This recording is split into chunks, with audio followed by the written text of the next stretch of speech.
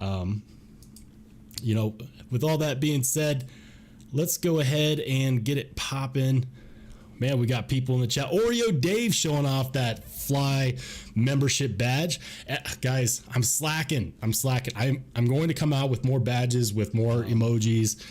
You know, it's been a busy week for me. Said, absolutely. Let's go ahead and get it popping. Man, we got people in the chat. Oreo Dave showing off that Fly. Oh man, I got something going on.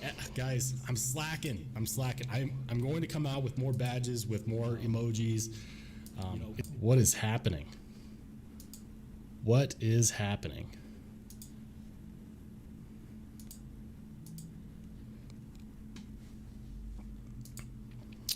Man, I got some weird stuff going on right now. So,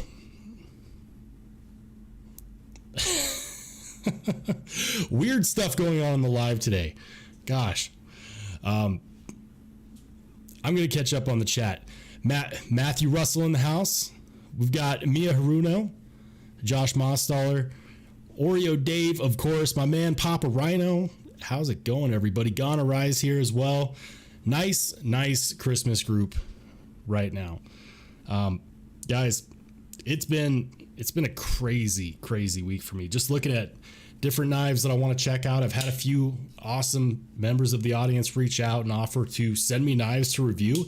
I'm really excited about that, by the way, because at the end of the day, I love getting to check out your knives because then you get my opinion on it. And that's fun to me because if it's sharp and shiny, I want to check it out. I don't care if it's a $20 knife, if it's a $30 petrified fish or a $3,000 custom. If it's sharp and shiny, my goal is to check out as many knives as I possibly can. And so with that being said, you know, I really appreciate it when people reach out and say, hey, you know, I've got such and such and such. Would you like to borrow that? Like, that means a lot. It moves the channel forward and it gives me an opportunity to do what I love, which is review knives, give my opinion, you know, if it's appropriate, carry them. I don't baton with them. If I need to baton something, I'm probably just going to use a hatchet. But yeah, so for anybody that's currently in the chat that has lent me a knife or is planning on lending me a knife, or if you're watching this after the fact, just wanted to say thanks. Thank you for trusting me with your pieces and letting me get some more review content. That's fantastic. Hey, we got Top Dog in the house. How's it going, Top Dog? Paul Mills is here as well. And of course, K Mason. Man, we're getting a nice crowd in here. So I've been having my finger on the pulse. And you know, the moment a new Best Tech knife drops or is about to drop, I'm there because I have connections there. You know, typically it's not too difficult for me to get something to review from them. You know, knock on wood, you never know what happens in the future, but I'm going to go ahead and switch it over to this screen. Pow. That's cool, isn't it? Marcos Gamma in the house says, be up. Brother Jason Brown, and welcome forever. Absolutely, man. So this is Kombu's Instagram page, and he dropped a reel. He always has the sexiest knife reels. I know that not everybody here is big into Instagram, but I just go there for the knife porn. It's so good, and or it's bad. I don't know. Maybe it's just another rung on the ladder of the rabbit hole leading down to my eventual financial demise. But I saw this reel pop up from Kombu, and honestly, I'm just so stoked for this because according to the description, it's going to be out very soon. And I'll tell you what, that's camera goals right there. Looks like it's they call it the B lock, by the way. It's an axis lock. It's you know, crossbar style lock. But look at that milling, the pocket clip. It looks like it's a thumb disc deployment. I know that purple violet color is not going to be for everybody, but I also know that they are coming out with multiple variations like they usually do. Like there's going to be a black and gold with the black blade. I saw a couple different ones, but damn, that looks good. It's called the Mothus, which I think is pretty cool. So yeah, I just thought I'd share that. In his description, he says that it's going to, it's on its way to the dealers, and that looks good. It absolutely looks fantastic. I'm really digging the look on that disc too. It's kind of like a gem style disc, I guess. I don't know. It's just different, and you know me, I like different. Absolutely.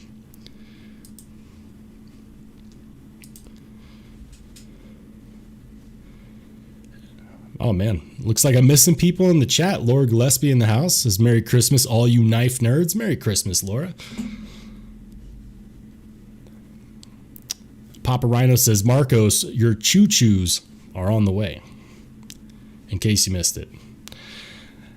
All right. Yeah. K Mason says, are there other color variations? Yeah, there definitely is other color variations. I'm not necessarily sure entirely what we're going to be seeing there, but I know that we're going to, at the very least, also get a black and gold. I think that looks great. I could have sworn I also saw one in blue, which I believe is like it's gonna look like this, but with blue instead of with purple. And I'll be honest with you, I like coated blades, but I also really like brushed satin finishes. And I think that I'm gonna have to get one with that brushed finish. You know, obviously titanium frame lock, milled titanium pocket clip, M390 on the blade. Does anyone have any guesses what this is going to end up costing? I have a feeling it's probably going to be somewhere in the $280 to $320 range would be my guesstimate, but I'm not entirely positive. I just know I saw this and I wanted it. I wanted it like now. But that's always how it happens. You know, I think that I'm good. I think that, you know, I like what I have, and then this pops up, and there I am again. You know, just trying to figure stuff out. Hey, it looks like we got Honey Bear in the chat. How's it going, Honey Bear? Papa Rhino says 325. Josh thinks 250. Mia thinks 350. Man, if it's 350, I don't even. My wallet will cry. It better not be 350. But I wouldn't be terribly surprised if it was. It's not that I don't believe that it's worth it, because you could tell the kind of design work that went into this. Based on how they've done in the past with their, you know, kombu designs, I have a feeling there's no way it's going to be more than the Fairchild. There's no way. Looks like it's got an ambidextrous pocket clip. That's cool. I actually really like the look of that pocket clip. I'm just over here drooling on the live stream. I would say 325 would be my guess. I will be very sad if it's 350. I don't. We'll see. We'll see. I had to tease that though, because I saw that and I immediately wanted it. I think the black and gold is going to be a good one too. The only issue that I have with that gold or brass finish, whatever you want to call it, is that I don't think that it holds up as well over time. And I think that if it's not done right, it can look tacky. Who knows? Maybe they'll do one that I would really like to see would actually be a black and a silver finish. I think that would be pretty cool. Black and silver with a black blade. Yep. Todd Carr in the house, and also pretty fly for a knife guy. How's it going, everybody?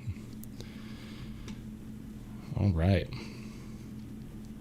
So, while we're on the screen share, just thought we'd hop over here and check out some new knives. Where is it? New. There we go. So, everyone knows the PMP Alpha Beast, but apparently these are available now. Check that out. $270 It's the PMP Berserker, blue hardware and clip. And I think this looks fantastic. Obviously, Tanto style blade. Liberal amounts of billboarding there, but I'm not mad at it. You know, like, honestly, I think that as long as it's well done and it doesn't, like, I don't hate it. I'll say that. I don't hate it. My question is, what is that? Is that a whale tail on their logo? Is that a whale tail? Or is that, what is that? Or is that an M? I'm terrible at this. All right. Hey, we got Darnell in the house. How's it going, Darnell? Darnell says, evening to you, Rollshambo. Evening to you, sir. Good to see you. How's your family? I hope everyone's family's doing great, because listen, we all look forward to Christmas. Like, here's the thing. We all look forward to Christmas and New Year's, and then we get there, and I swear, every time I get together with my family, it's always stressful. Like, there's a breakdown because people are trying to do too much. And that's when the drama starts to happen, which, shout out if you end up with family drama around Christmas, around the holidays. And if that is happening to you, just know that you're not alone. That happens to a lot of people. But yeah, so I saw this earlier. This is the PMP Berserker bead blasted titanium, and at first I was like, "Oh, this is awesome!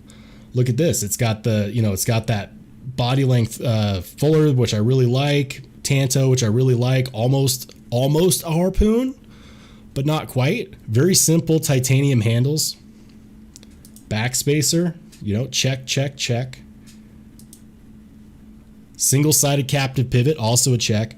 And then I saw this. They hid almost that entire beautiful fuller.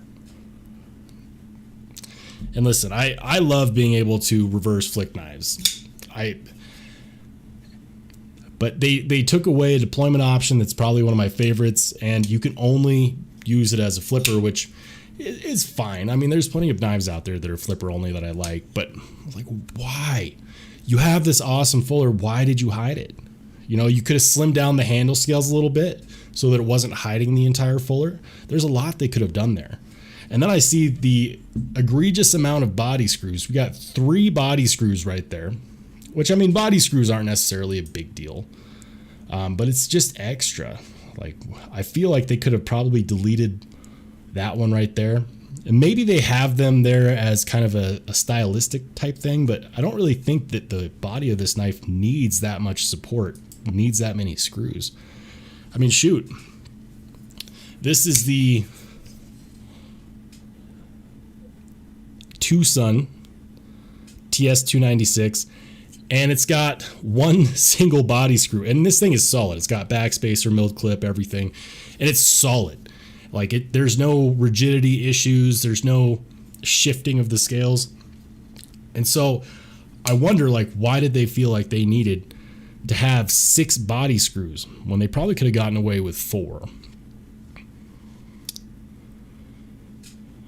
I'm going to catch up with the chat. Gonorrhea says, Oreo Dave's mother was a Weimaraner and his father was the neighbor's black lab. Man, are we talking dogs in the chat? I love dogs. I've got 2. They're both awesome. Johnny Casada in the house. How's it going, Johnny? He says, good evening all. Watching and disassembling my St. Nick Spyderco Native Chief. Ooh, let's join in on that. So we're going to go ahead and search for the Spyderco St. Nick Native Chief.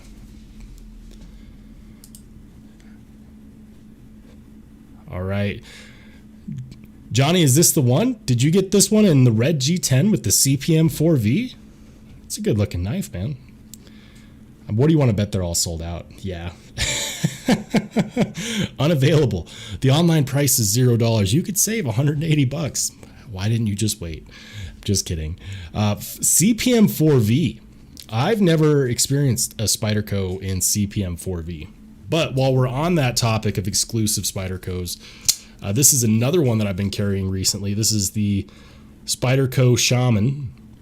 Not the Shaman, not the Shaman. This is the Shaman in LMAX. And this has been a phenomenal carry. I've been very, very impressed with this thing. I will say this. I noticed this at first, but these scales are slick, man. And I mean that in a, like, they're polished. There's no texturing on these Shaman scales. I love the contouring. I do wish that there was more texturing on the scales, because now I feel like I almost have to replace the scales, and Spyderco scales are not cheap. But it's good. The action has been breaking in nicely. The LMAX is really, really good down to that fine factory edge. And Spyderco does such a phenomenal job on their factory bevels. Let's see if I can show that. Like, it's not this crap where you get this really thin bevel at the edge that you get from a lot of OEM edges. It's nice, deep, it's thick. Like, for example, here on my Manix 2, when I polished this edge, I didn't reprofile it. This is the factory size of that bevel. And so it was really easy for me to polish, because I only had to polish. I didn't have to reprofile and then polish. And the cutting geometry on these is just fantastic. And it's funny because every time I get a new Spyderco knife, I gain so much appreciation for the other Spyderco knives that I already have. Does that happen to anybody else, where you get a new knife and you love the new knife, but it also gives you appreciation for what's already in your collection? Shout it out in the chat if that happens to you. Beefer Baron in the house says, "Hey guys, how's it going, Beefer?" Gonarai says, "My OG Instagram was hacked and stolen, and I had to start over. They got my Hulu, Insta, and a debit card." Damn. Man, around Christmas too. I'm sorry, man. That's terrible. And the Hulu. Paul Mills says, "Who sells the S90V Shaman?" I believe you can get those on Blade HQ. Well, maybe not. Blade HQ is an M4 exclusive. Let's see. S90V Spyderco Shaman. Or it's a sprint run. It's a discontinued sprint run. I don't know if that means that they'll never come out with another one. They might do an exclusive with somebody and just change up. Or it could just be that the carbon fiber with the CPM S90V was the sprint run. Spyderco does mix it up a lot. They do a ton of sprint runs.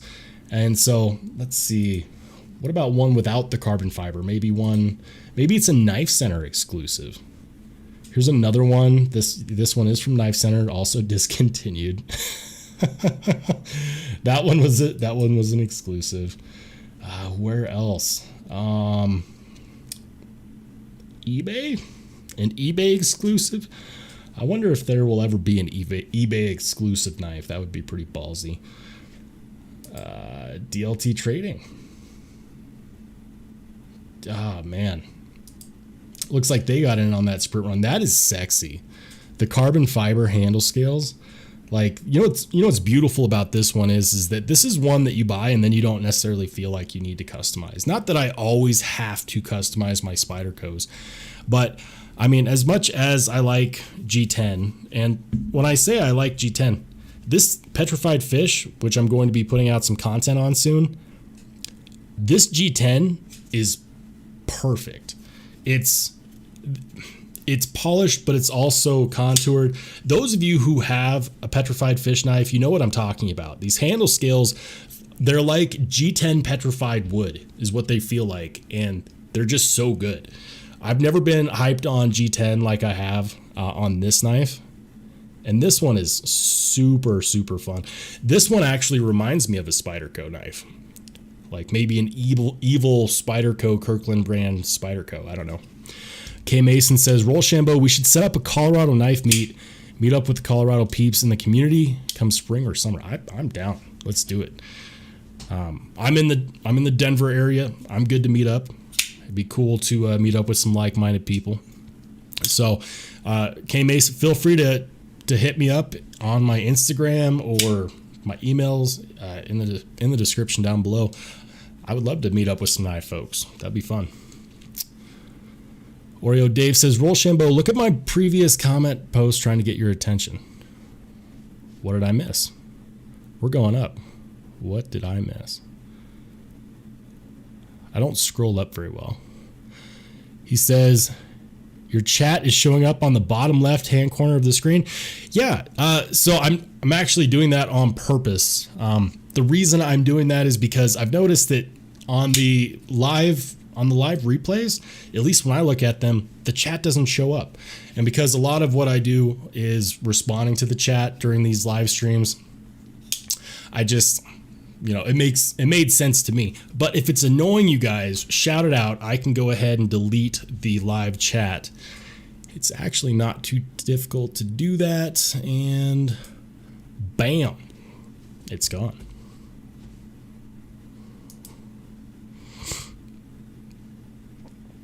All right.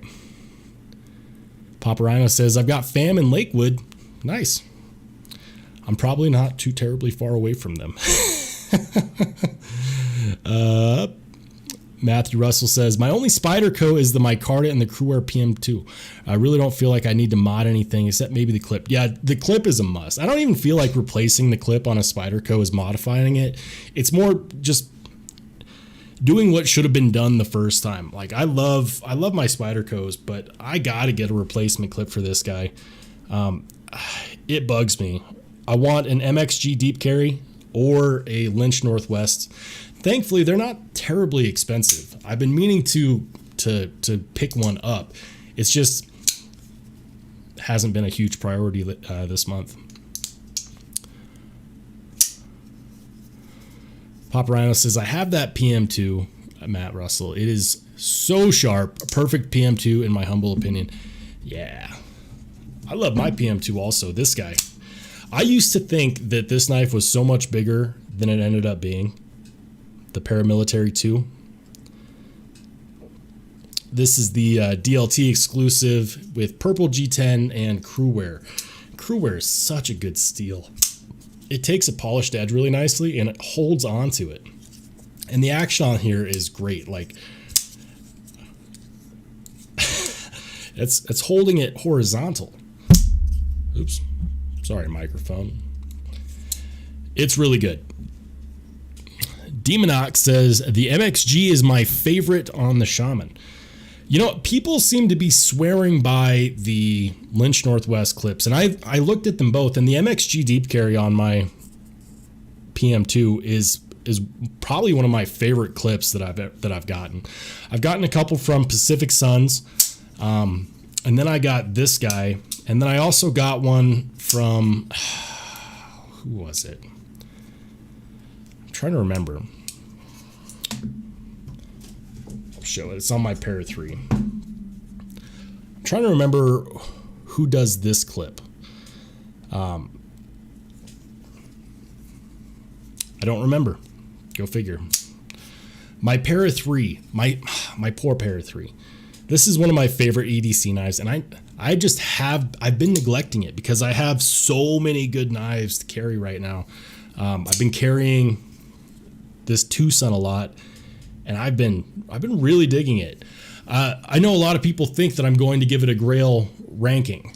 I don't know yet, to be honest with you. I don't know if I would consider this a Grail. It's definitely not garbage, I'll say that. There are a few things on here that are making me wonder, though. Love the materials on here. It's so good. So good. Gonerai says, M390 is my highest level of steel that I've owned. When it comes to, once you get to, I would say, premium level steel, like S30V, S35VN, S45VN, everything after that is all subjective, in my opinion. For example, on this Strider AR, this guy is S45VN. It's more expensive than a lot of knives that have M390.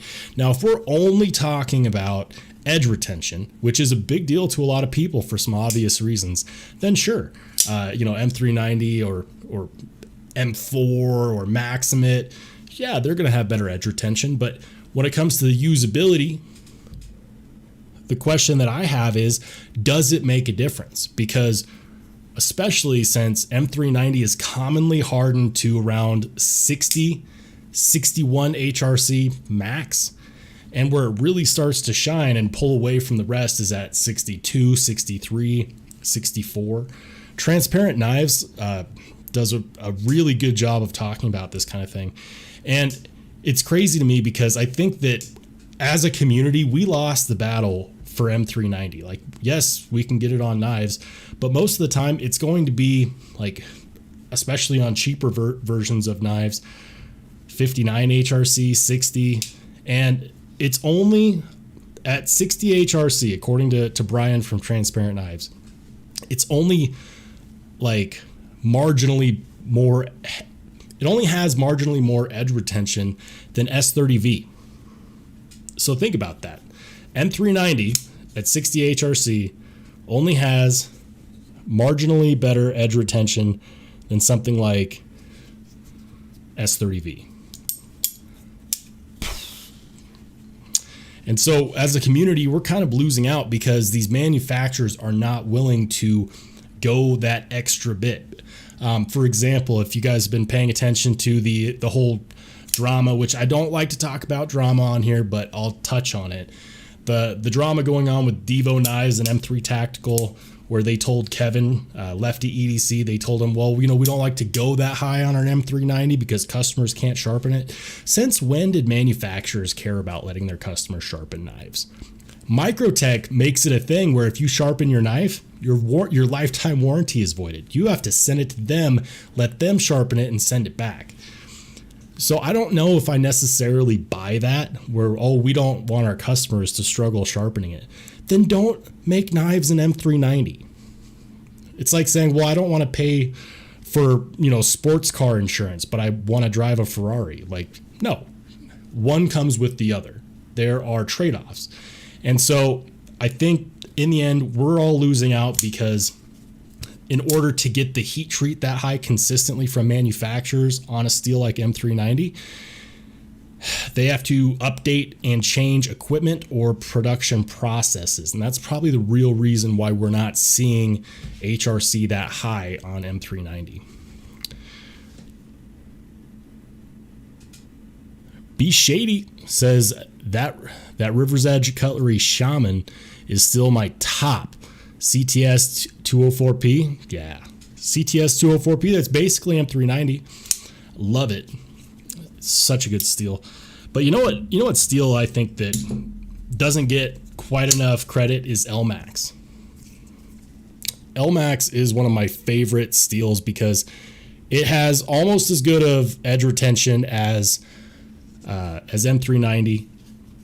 It's a bit tougher and it's also easier to sharpen.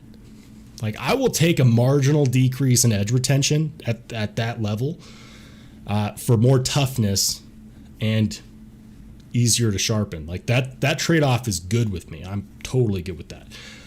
So as far as super steels are concerned, I was actually looking at some customs earlier today, some more expensive knives, and they were made in like S35 VN.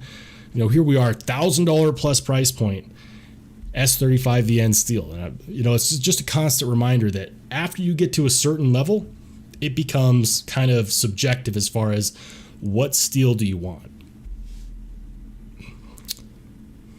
Hey, said Stevie in the house says LMAX is my favorite. If one of my moderators wants to do me a solid and go ahead and link Stevie's channel in the chat, I would definitely appreciate it. Yeah, man. Good to see you, Stevie. It's LMAX. LMAX is such a good steel. I don't know what it is. It feels good while cutting. It looks good. It takes a very good polish. And it's not something that I see a lot. Like, you see a lot of M390. You see a lot of, 20 CV, but you don't see as much LMAX. And maybe it's that LMAX had its day in the sun, and now manufacturers like it's got to be M4, it's got to be Maximate, it's got to be M390, or the latest craze, MagnaCut. I don't have a MagnaCut knife yet. That needs to change. Demonox says, thoughts on CPM M4. So I did have a knife in CPM M4. The edge retention was absolutely the best that I've had on any knife. It was the Pena Apache. Let's go ahead and... It was the Blade HQ exclusive Pena Apache. And I got rid of the knife mainly because it was too small. It was this guy. Wow.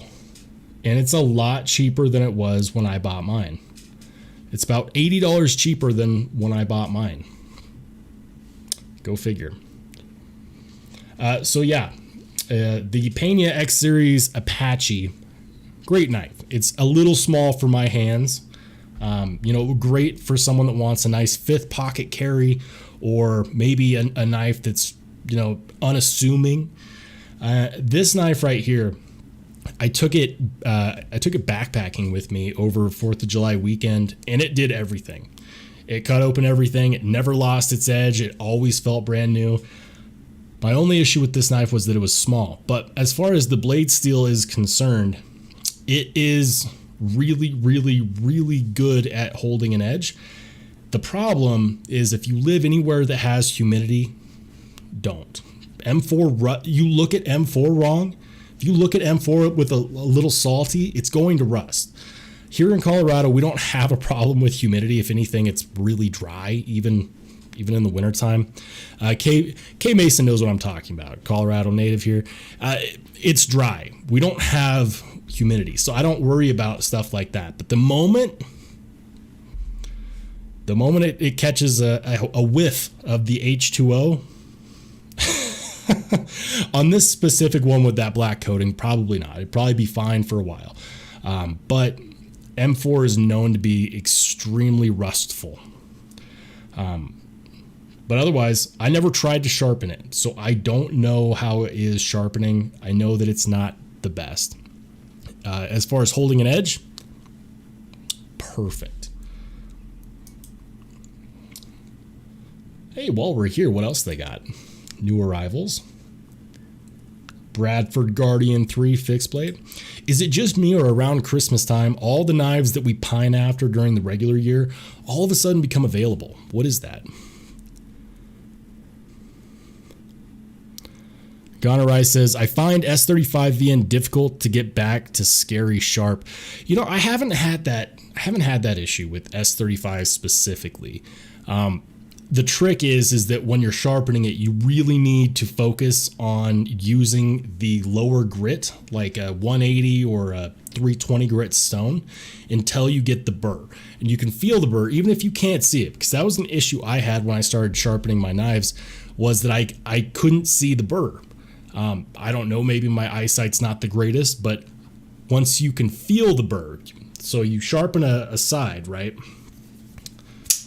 Spyderco Shaman, for example. So when you're sharpening the side, you want to sharpen all the way down, and then when you're done doing, say, like 5-10 passes with the low grit stone, feel underneath the edge. If your fingernail will catch underneath the edge, you have a burr there.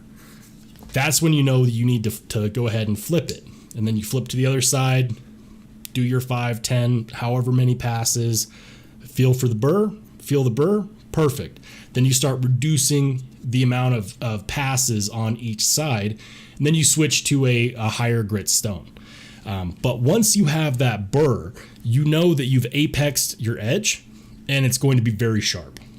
So if you want to get your S35VN knife back to scary sharp, focus first on building that burr. No matter how you're sharpening it, that is the most important thing. Papa Rhino says, I need to try out Elmex. Yes, you do. It's fantastic. We got Greg Vanderlip in the house.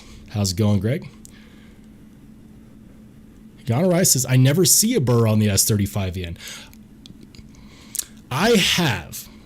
Now, it's important that when we're talking about steel, that we're talking about the manufacturer that did the heat treat. On my Spyderco, I've been able to get a burr. If you're not feeling the burr, Like, feel it with your fingernail underneath the edge. Trust me, once you get there, and sometimes it takes a lot of passes. That's the thing is that sometimes it might be, you know, especially if you're reprofiling, 100% if you're reprofiling, actually, it might take, you know, 20, 30 passes, depending upon the grit of the stone. If it's a diamond stone, for example, there's a lot of factors involved. Ghana Rice says, Rollshambo, I'll try that on the S30. Dude, get it, man. A knife, let me tell you, and this is the sickness that I have when it comes to knife sharpening specifically, is that the moment my knives aren't sharp, it drives me nuts, because a knife is only as good as the edge that it has, because it doesn't matter how good the ergos are, if it's fidget friendly, if it feels good in the hand, if it's got good fit and finish. If it's a knife that doesn't have a sharp edge, it's not a knife. It's just a knife shaped shard of metal. And every time I have a knife that needs to be sharpened, that fact it drives me insane. All right, we got Mike Reese in the house. How's it going, Mike? And also Michael Morgan. Shout outs to all. Something that I recently got into, yet another rabbit hole that I've dived into, is this. This is the Data Crew Snozberry, and it's an EDC pouch, which, as you will shortly find out, I'm not very good at filling with stuff. But I did manage to find some stuff in there. And here's the thing. In the last live stream, we were talking about flashlights, because I mentioned that I had an Olight Baton 3. This is my flashlight, the Olight Baton 3. And this thing is, let me tell you, I'm not a flashlight guy at heart yet, but I still love this flashlight. It's amazing how good this is in comparison to the old Walmart specials I used to carry in my car. The magnetic cap, the pocket clip that's also, I'm always wearing a hat, so being able to clip it onto my hat is cool. I know that's a feature a lot of flashlights have, but I do love this flashlight. It's probably just more expensive than it needs to be. And then, of course, in my pouch ready to go, I got this guy. This is the Midgard's Messer Little Valen. And here's the thing, I still need to do my Grail or Garbage on the Little Valen. I love this knife. This knife is so cool.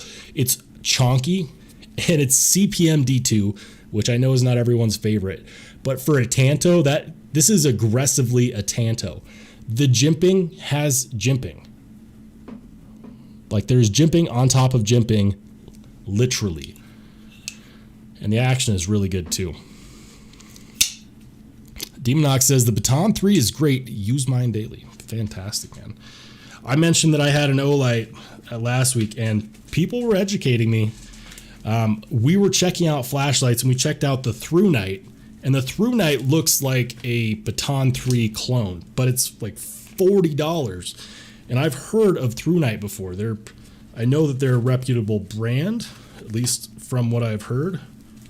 Oh, shoot. See, you take stuff out of the pouch, and then you just I can't get it back in.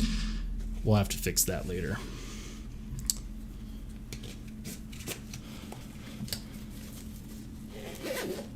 Hey, Mike, Reese has a Baton 3 as well. Shout out my Olight squad. Apparently, I'm not the only one that has a Baton 3. So I was checking out the Through Night, and tell me I'm wrong here. $45. Does this not look like a carbon copy of the Baton 3? The size, the form factor, all the way to the crenellations. Like, if that isn't, and I know a flashlight is a flashlight, but hear me out. Like, they look the same. They look the same.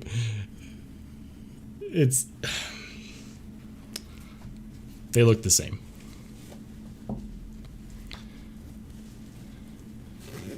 All right, just catching up with the chat.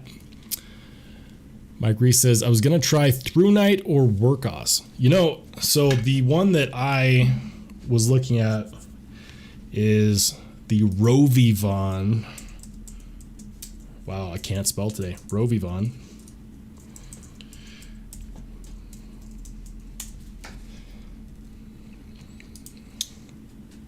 I saw one that I really liked.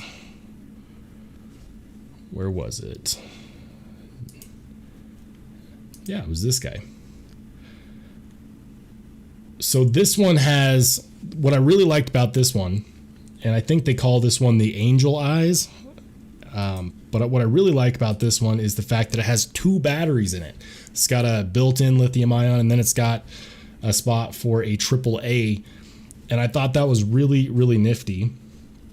I like the fact that flashlights aren't all just, you know, cylinders anymore. You can get them in this almost remote style look. I think that's pretty cool. Patina Turner in the house says, look at the Lumentop GT Nano with the 10440 extension. That was meant for Michael Morgan, but we're going to check it out. All right.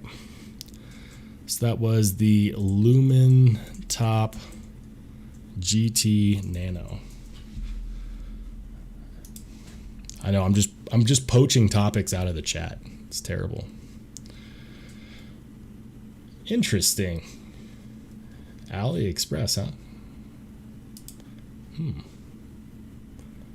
I'm not used to going to AliExpress for things. But it looks like you can get it here. Wow, that looks like a flashlight that's bigger than it is. Check that out. If you know, it's got that mag light look, but it actually fits in your hand. 450 lumens. You said with the 10440 extension. What is that? I don't know. I'm not a flashlight guy, but I'm slowly starting to come to terms with that I might actually start becoming one. I like the tie. The tie looks good. Yeah, it's tiny. Absolutely. Honey Bear says, I carry a Raylight Stonewashed Thai Pineapple. Great light, easy to use, it goes nicely with Stonewash blades.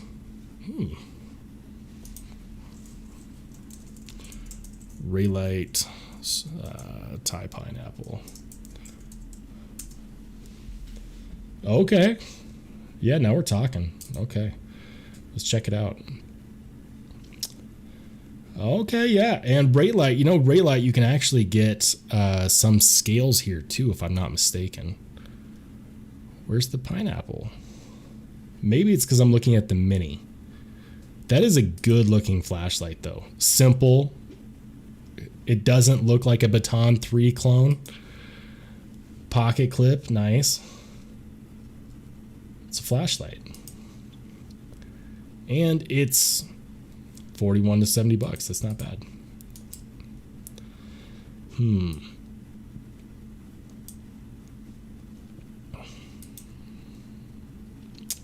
What else they got here? Yeah, see, these were the Spyderco scales that I was mentioning. The ones that I want are always out of stock. If you want to know why I haven't modified my smock yet, it's because I want these scales, but they're never in stock. Bothers me. They have some other good ones too, though. They've got a Stonewash frag, which I don't think looks as good. They got a black oil frag, which I also don't think looks as good. I'm sure I'd be happy with them. But if you're going to spend money and you're going to modify your knife, you got to get what you want. Don't cut corners when you're modifying your knives, people, because you'll be left with FOMO, a fear of missing out. You'll be thinking, yeah, this is great, but what if I had just... I almost pulled the trigger on these black oil frag scales from Raylight, but I didn't because the ones that I want are the orange peel frag, which are these right here. I think those look fantastic. Top Dog says the 10440 extension is an extended body tube. Makes sense. Tina Turner says I have a blasted tie version. It's more a thrower, so kind of different for pocket size light. Cool. Michael Morgan says that he EDCs a Rovivon. The workhorse is more for around the house. So I stay up late. I make videos late at night. So often by the time I go to bed, the lights are out, the wife's asleep, and I screwed up the other day because I used this. And here's the thing, this thing is not big, as I'm sure many of you who have it know, but if you double touch the button, it gets really bright. And I zigged when I should have zagged. I double clutched the button, and yeah, she was not very happy because she was trying to sleep.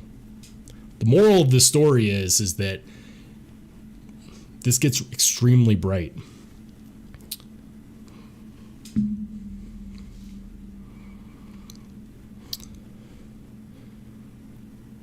Yeah. Honey Bear says Rovivons are great too. Lots of light and a tiny package on the A series. Bama Ninja says, how's it going, everybody? How's it going, Bama Ninja? And boom. So yeah, we're on the topic, or at least I'm on the topic of flashlights.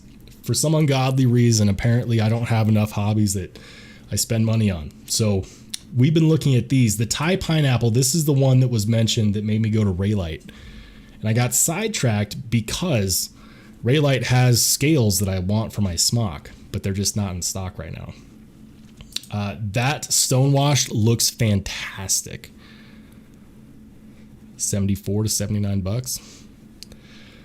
What are we looking at here? It comes with a rechargeable 14.5 battery, unprotected button top cell suggested. See, I don't even know what I'm looking at here. I know I need to go for lumens for the ultimate brightness, right? See, complete flashlight noob here. Yeah, does not say. Again, I have no idea what I'm looking at here. But I definitely think that the way to go on here would be the stonewashed. That stonewashed looks fantastic.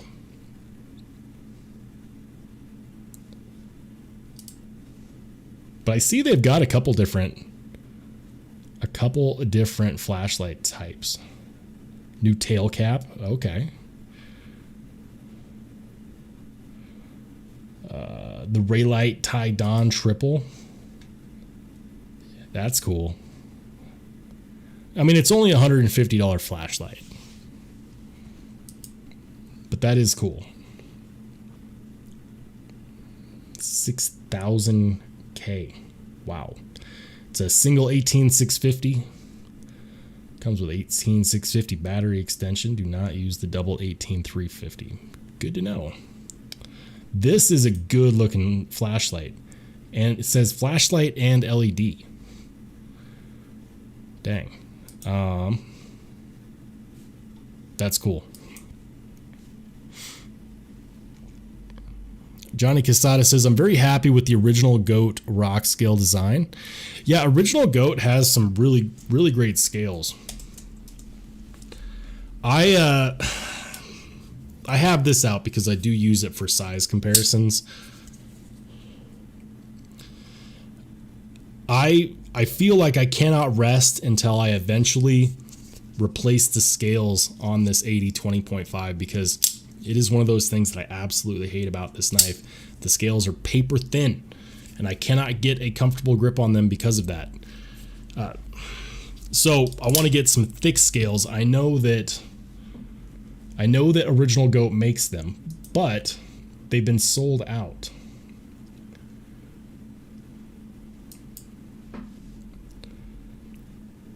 Sold out. Hey, these ones aren't sold out though, but they're the aluminum ones. If we click on in stock, what do we got? What do we got? And aluminum. I mean, I don't have an issue with aluminum, but I would have to get the thick scales, and I kind of want the thick titanium scales. But I start to do the math on it, and here's the crazy part. So let's say that I were to buy these. These are $100. Brand new, this was $150. So now I'm spending 2/3 of the cost of the knife just to replace the scales. That bothers me. For aluminum, those aren't even titanium. Matthew Russell says, been thinking of getting aluminum scales for my 20.5. Me too, man. Me too. The blood orange on here looks cool, but it's $100. But it's $100, and here's the thing: when I consider these, it's not just the fact that it's a different material, because I do not like Grivory handle scales. It's that they're also thicker scales, and the thinness of the Grivory is what bothers me the most. Like, I can get past the fact that even with the texturing, it's not that grippy on here, but it's the thinness of those scales. And some people really like that, actually, because it fits in their pocket better. So I see the benefit to having the handle scales this thin. But for me, I can't get a good purchase on it. I've lost my grip on this knife several times, just opening and closing it, because I wasn't paying attention, because I'm used to a thicker grip. And I've cut myself several times after I sharpened it. Go figure. The upside to Oz 10A is that it's extremely easy to sharpen. So if you need a knife to practice sharpening on, this is the one. Michael Morgan said, would probably sound cool though. Rock Scale Design has backspacers that have integrated lanyard holes. Bama Ninja says, I've got denim micarta scales on my 20.5. Do they have the titanium? Yes, they do have the titanium bundle. Well, look at that. The titanium bundle is $190.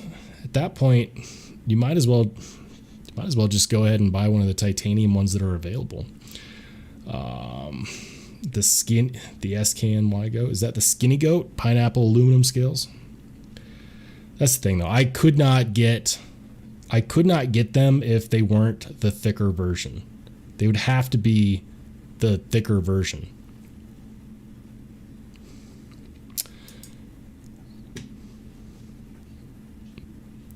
I really like this design. I love that design on the scales. That's a good looking one right there. But it would need to be titanium, and it would need to be the fat style. Just $100 for aluminum scales. Gosh, what about if I did a search? 80/20.5 titanium scales. I'm gonna go over to Rock Scale Design. I think this is the one that was being mentioned by Johnny Casada. He said he loves his Rock Scale Design ones. This is what I'm talking about. Check this out. So the scales provide a thicker handle, larger forward finger choil, and a fully recessed lock groove. Like, yeah. It's got the spots for the liners, and it's $106.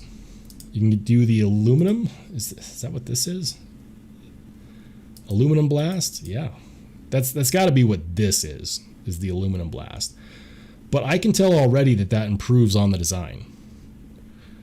Now my question is, does it come with, it probably doesn't come with the backspacer, I'll be real.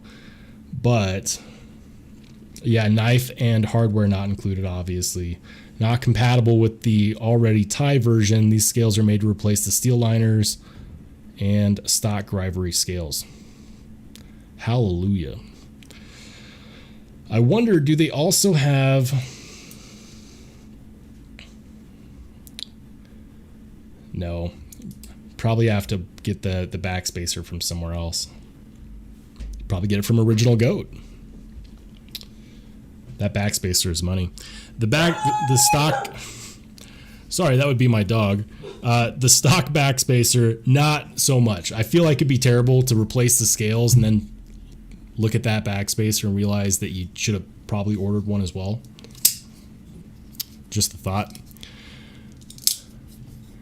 Bama Ninja says Javon DSKFS and gave me a new pair of frag aluminum for my 2025. Nice.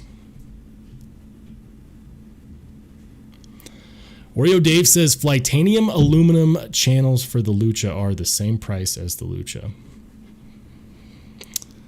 Condolences, my man. I have a Lucha. I just don't flip it anymore. Aaron B says they have backspacers. Where do I find the backspacers? Where do I find this? Ooh, here we go. Titanium gear backspacer for Demco 8020.5. So for the cost of admission, you can get replacement scales and backspacer. But let's do the math on that. $106 for the scales, $52 for the backspacer. That's, you know, $158. You can buy, like, that's the price of the knife. But to be fair, that is most of the knife, minus the lock and the blade. But that brings it to the $300 price tag. And at that point, you might as well just go all the way and do the titanium Demco 8020.5.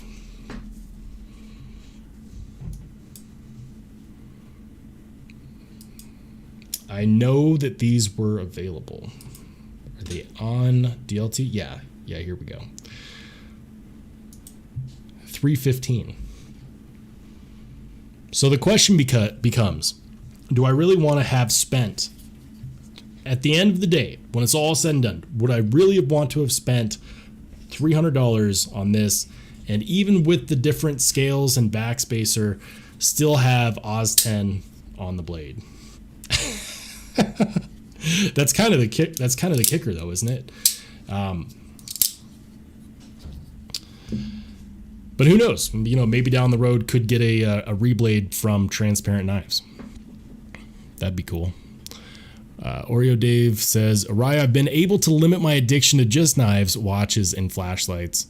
And our watches and flashlights are one and done purchases for me, thankfully. You know, I used to think that about knives. I bought a knife and I was like, yeah, this is it. I'm good. Did not happen. But back to the rock scale designs. I really like those scales. Those are cool.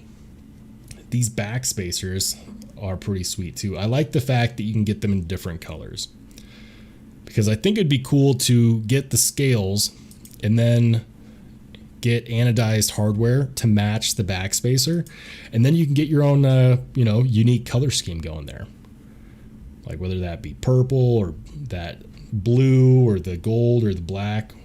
You can do monochrome if you don't want extra color. That's cool. And looks like their reviews on their site are all pretty good. Limited run.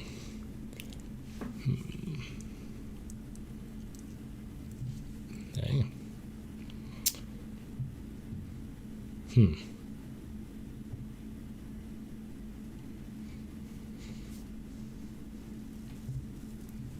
Interesting. Demonox says, don't get into watches.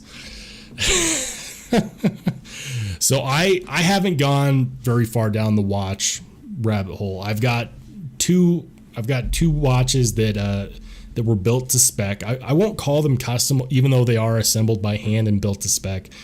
They're from a company called Aonic. And while we're on the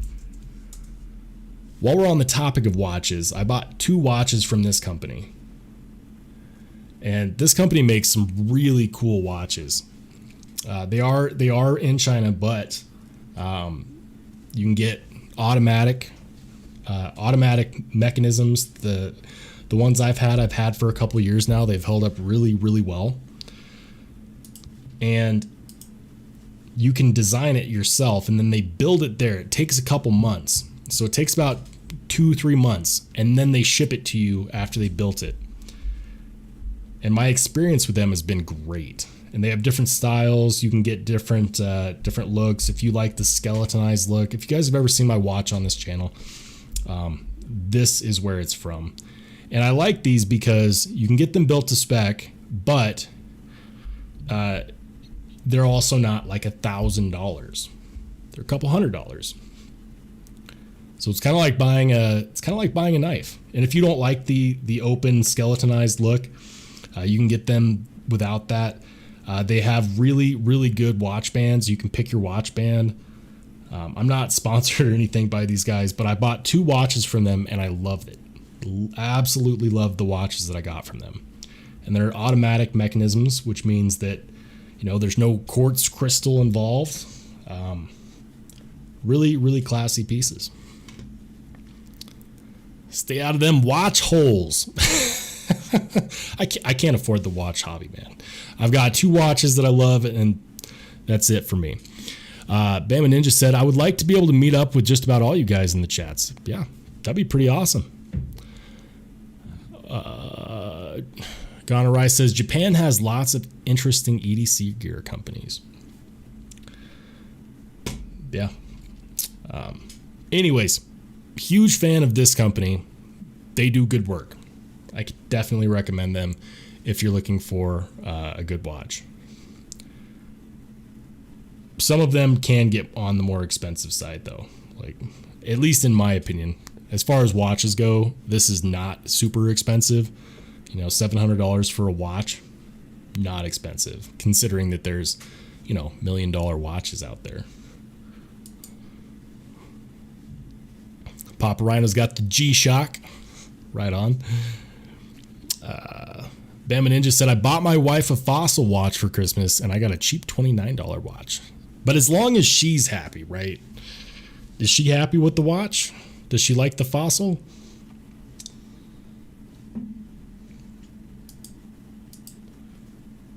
While we're at it, let's go ahead and check out White Mountain Knives, see what they've got here. We kind of went off topic. Haven't talked about knives in a minute. I missed it. I was actually looking forward to the Hyphen release, and then it got released and I missed it because they're all sold out here. And the reason why I go to White Mountain Knives is because, of course, you can use the creator discount codes. The only one that's still available is this Acapella Damasteel that's just shy of $600. And don't get me wrong, this is a beautiful knife.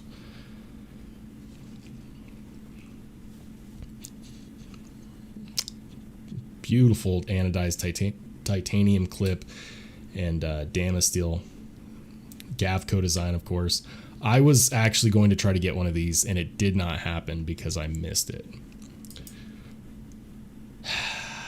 Bummer.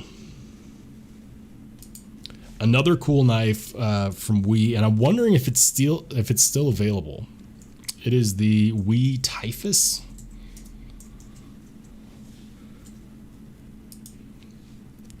These have not sold well at all for them. This is a push dagger folding knife. So it doesn't have a locking mechanism. It just morphs from regular looking knife to push dagger. And then you store it in a sheath as a push dagger. But it has this actuation where it just goes back and forth. And I thought that was really cool, but I'm actually not surprised that they haven't sold many of them because a lot of people can't legally own push daggers or carry them. Now you might be able to get away with it, cop comes by and you just, flick it out to regular knife, be like, look, officer, it's a regular knife. I'm just over here cutting boxes,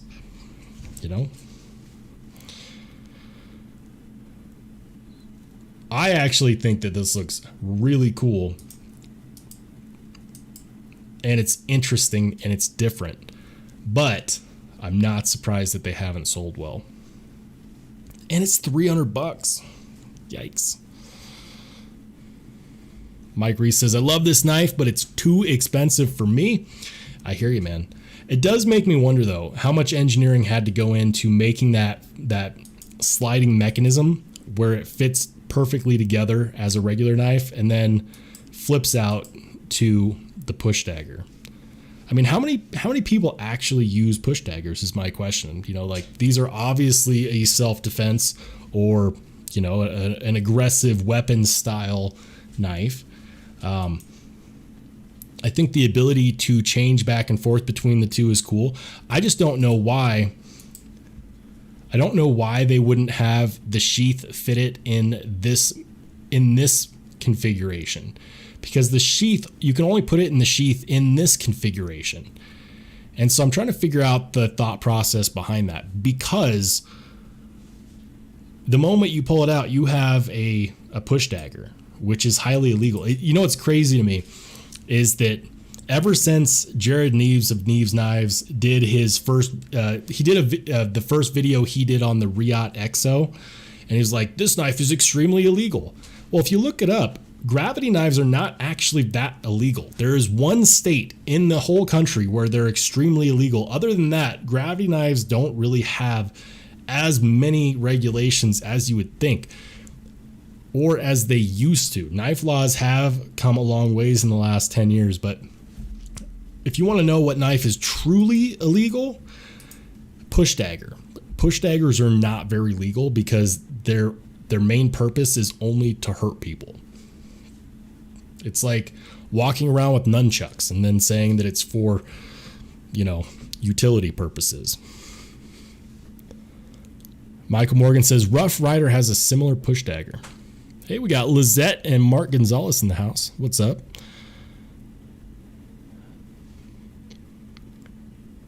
And Josh Worth says ready to go in that configuration.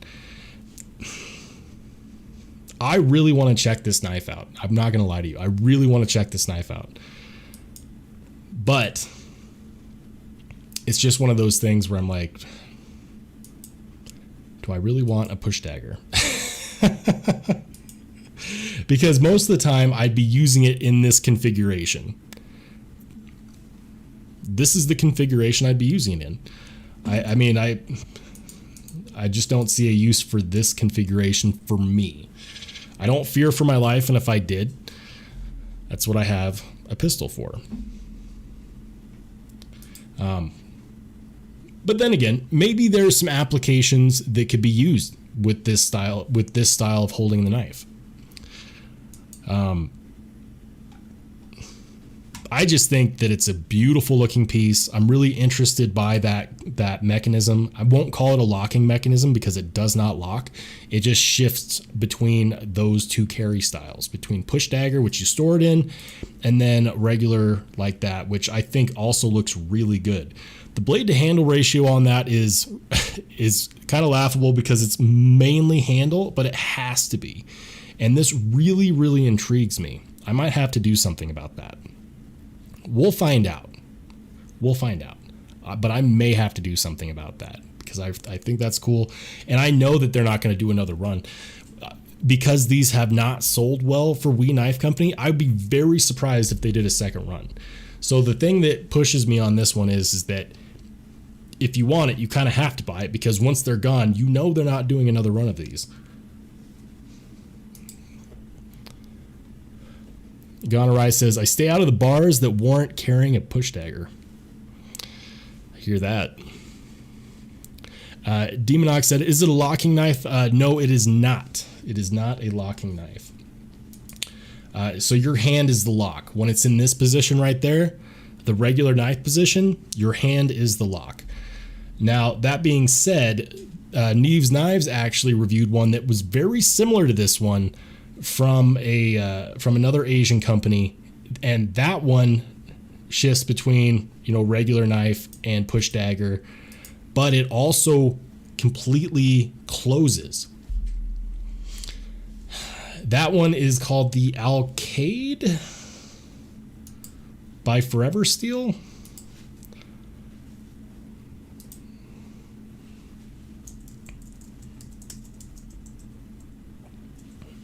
Let's see. So the hard part for me is that, yeah, it's this one right here. And Jared Neves actually reviewed this one. I reached out to this company and they said, nope, we do not have any we can send you for a review, which is too bad because I really wanted to. It's called the Alcade. Who's the designer? The designer is King Freeman.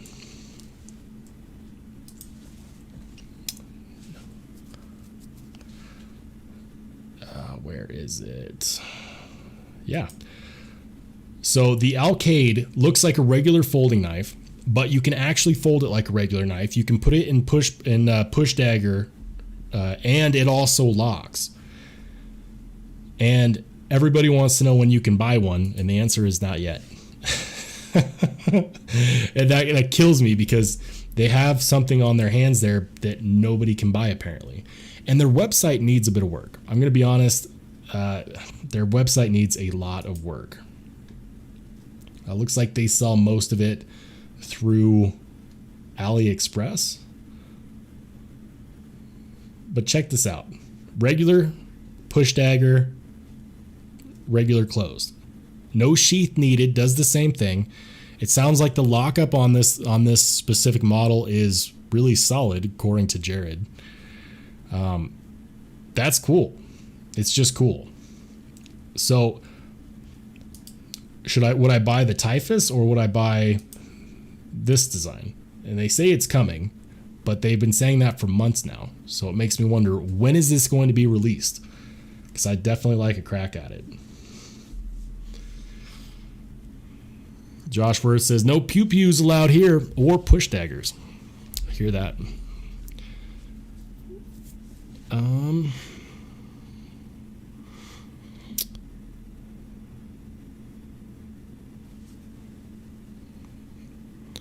All right. So, yeah. Ladies and gentlemen, that is going to be pretty much it for me. It has been a heck of an evening. I definitely appreciate everyone for showing up and showing out, for talking watches, for talking flashlights, talking knives, and for making hanging out and talking about this stuff really fun. So thank you. Thank you, thank you, thank you. And a special shout out to the new members of the channel, those who have signed up for memberships. Memberships are live. I'm coming out with new badges, new emojis. I'm going to be doing members only giveaways here in the future. And I'll be doing those more frequently than I do the regular milestone giveaways. And we're headed towards 100,000 subscribers because they said I'm crazy and you're going to prove them wrong. I think that 100,000 is on the horizon. Maybe not tomorrow, maybe not the day after, but that's where we're headed. And I only get there with the support of you fine folks.